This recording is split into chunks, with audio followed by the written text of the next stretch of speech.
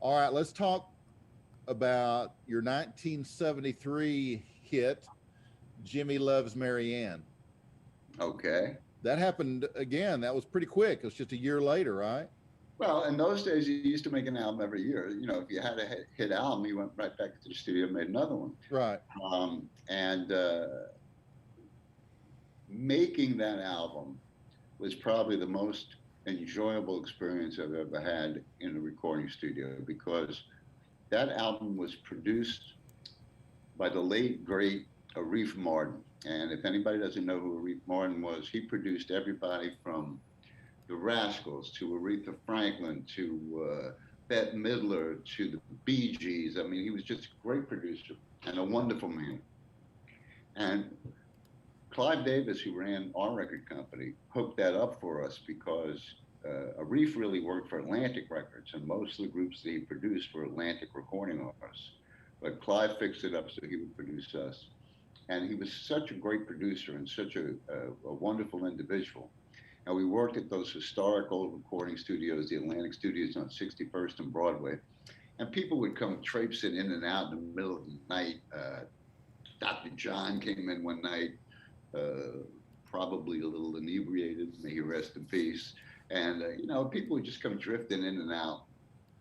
Matter of fact, I remember one night there was a producer named Joel Dorn, who was also a staff producer for Atlantic Records. He's also unfortunately passed away now. And we were finished with our recording session. It was about midnight or so.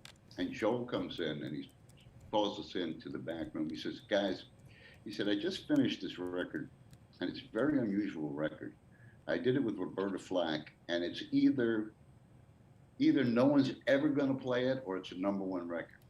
And he puts on Roberta's version of Killing Me Softly, which was a very unusual record for the time. And, we just said, Joel, we think you got so. So it was a wonderful place to work. There was a lot of creativity going on there. Arif was great. The band was at its best. We probably played better on that album than we had ever played. And it's just a lot of fun doing. And Jimmy Loves Marianne, if you listen to that, if you have a good vinyl pressing of that and you listen to it on a good turntable, it still sounds great because, Reef was a great producer and, on the old 16 track, 2-inch analog tape, so it sounds real warm and real good. And that record came out and it was interesting. In certain markets, like in Chicago, it went to top five, a couple other markets, and in other markets didn't do as well. But Mm. I still like listening to that record. Oh yeah. It's a well-made '70s record. Yeah, absolutely it is. How come Looking Glass disbanded after you guys had those successes? What happened was, going back to what we started to talk about at the beginning, we had two lead singers and two writers in the band, and our material was very different from each other's. We both appreciated each other's material. We liked playing it, and we liked recording it, but it was very different. And Peter's stuff was more from the gene pool it was a little bit more country influenced, a little more rock influenced, and mine was a little bit more R&B influenced and more pop influenced. And once Brandy had become so big, it was clear that what the audience expected of Looking Glass was Brandy or Brandy type material. They were used to my voice, my writing. And when we went to play live, a lot of times people were disappointed because only some of the material sounded anything like Brandy. And plus, when we toured, we were a four-piece band. We didn't have the horns and all the production stuff that Brandy and Jimmy Loves Marianne had. So it was hard to really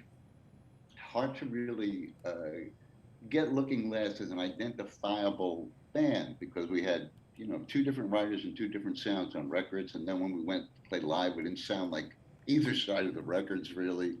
Um, so there was no real future in that. Once you had done two albums and had a hit and a half, you would expect that people had a certain image of the band, but they didn't at that point. Right. I left. I did a solo thing. Nothing happened with that. The other guys carried on Looking Glass for a little bit, and then two of them started a glam metal band called Stars, Starz. They were managed by the same guys who managed Kiss, and they did some big tours, and they had a kind of successful album or two. So the original guys, Elliot, the Mm-hmm. original Looking Glass, Mm-hmm. where are they today? What's going on with them? Well, Peter, as I said, he passed away quite some time ago.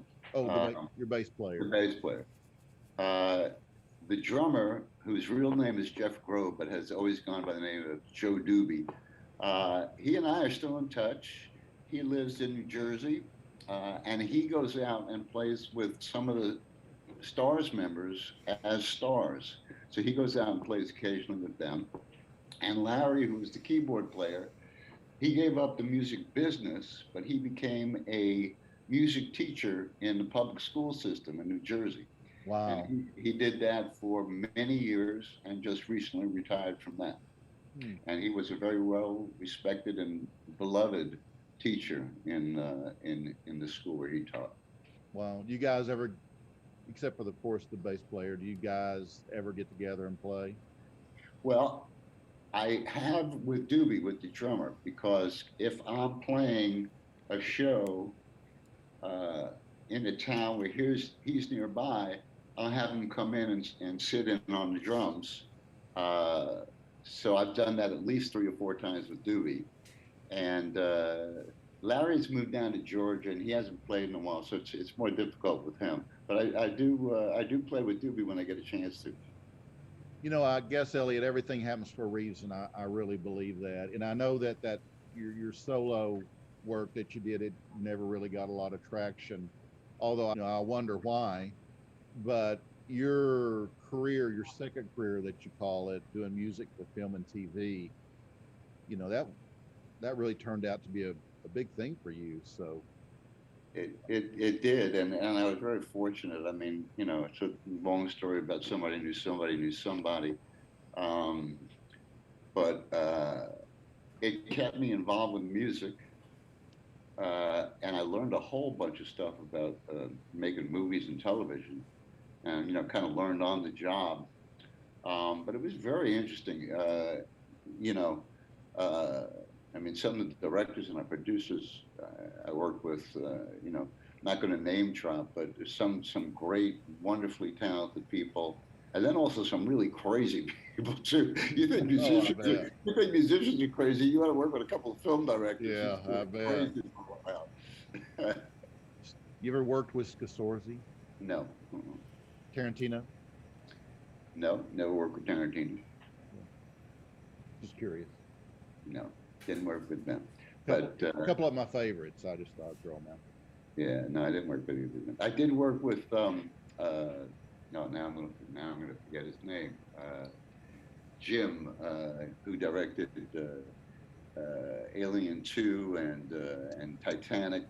there. Uh, Oh yeah, yeah, I yeah. worked with,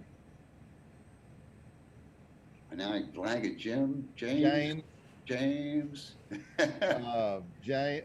He was the king of the world, and now we can't think of his name. Yeah, yeah. Oh, dude, I'm the same way. Yeah, I'm, name's the first thing to go. next week I'll be going. Yeah, Elliot, yeah. Elliot. No, I'm just kidding. I'll remember you. Now, you do pronounce your last name Lurie? Lurie, yeah. Lurie? Yeah, yeah, yeah. So, do you have any hobbies outside of music? No, all I do is I am a big reader. I read constantly books of all kinds, mostly nonfiction, but I'm Hmm. a big reader. Uh, I, I can pick up, an 800, 900 page book about economics or religion or whatever it is, and I'll read it all the way through. I'm a big reader. Really? Yeah. Wow. So you'll find me on my patio out here in LA getting a suntan and working my way through an 800 page economics book. That's what I do for fun. What does your wife do? With that, What does my your wife, wife? my wife doesn't work. She's my third wife. We've been married now for 6 years, and I am head over heels in love with her and very happy, but she doesn't work. Yeah, good. So that gives you guys a lot of time to hang out. It does, and of course, over the past year, it's been kind of difficult. I mean, we've definitely been hanging out. Unfortunately, we haven't gotten too much on each other's nerves and killed each other being locked together for so long. But Right. and her daughter lives with us, so we have a pretty homey kind of life in LA. I mean, before the whole COVID thing and stuff, we would go out to shows with folks and screenings and stuff like that. I still get invited to those. Do the LA kind of stuff, go out to restaurants and all. This last year has been kind of tough, so we've been at home like most people, but we're fortunate here in LA. The weather's usually good. We have a little outdoor space at our house, so it's been better than a lot of people have had. And I'll tell you, it's been a rough year. Oh man, it has for everybody. But I think the end is in sight. I think so. Yeah. Yeah, yeah. So I'm not going to keep you much longer, Elliot, and I've really enjoyed this. I tour occasionally, but I do write and record some new stuff, which is available under my name on Spotify. And people say my voice hasn't changed too much. And I don't put a lot of stuff up there. So if you're interested, you want to go there and listen to what I've been up to lately, there's a couple of things on there that I'm kind of happy with. Yes, I'd love to, and I'm sure the audience would too. That'd be awesome. Yeah. Well, I can tell actually by through our conversation that your voice sounds pretty much the same as it did when you recorded Brandy. I mean, it sounds pretty Well, spot people say on to me. when I go out and play live, people say, "Wow, you can still hit the notes," and I say, "Well, because I was a baritone, I never had to hit any high notes to begin with, so I could still make them." Right, right. Well, that's me. I'm a baritone like you. Now, I understand that I mean, you're retired from the film industry, right? Yes, yes. Okay. Mhm. So I understand that you've gotten back out and you're playing locally now, right? I play out, again before COVID. Um, I hooked up with a band out of Atlanta called Yacht Rock Review. So Yacht Rock it's a subgenre of music that includes real slick, blue-eyed soul stuff like Hall and Oates, Michael McDonald, Kenny Loggins. That's like the essence of yacht rock. And apparently, Brandy is considered one of the early yacht rock songs. So I hooked up with this band out of Atlanta called Yacht Rock Review. They're a great band. And basically, they're a great cover band that does that kind of material. And they became so successful that they were able to get some of the original voices from these songs to tour with them. That's like I mentioned, Peter Beckett, a player before, and people like Robbie Dupree, and then I played with Ambrosia a couple of times, all under the umbrella of this term yacht rock. So I do a lot of that. And then I do some singer-songwriter shows just at small clubs, usually not too far from LA. I do those too. So you're not traveling throughout the United States. You're pretty much Not on a continuous tour, but I will go, way out of town to do one or two shows, uh, either with yacht rock or sometimes I do like 70s kind of shows. I don't have my own band, so I don't do like a whole Elliot Lurie show with a band. But usually I go out with bands and other performers, and I'll do that all around the United States. I was in, uh, I guess it was Fort Worth about a year and a half ago with Yacht Rock Review.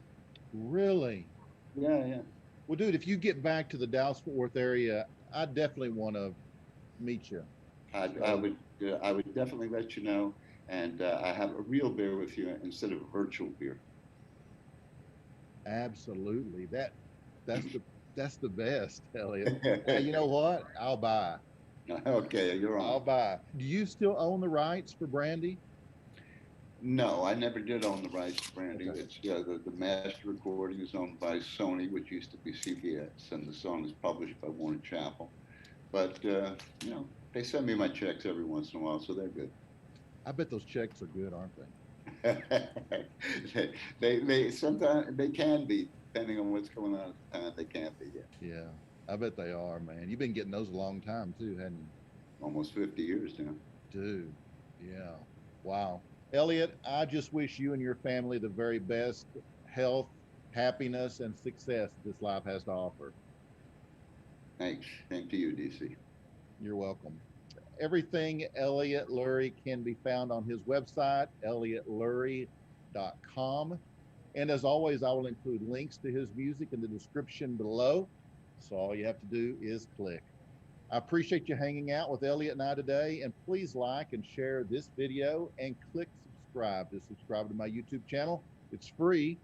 And then click the tiny bell to receive notifications when I post something new.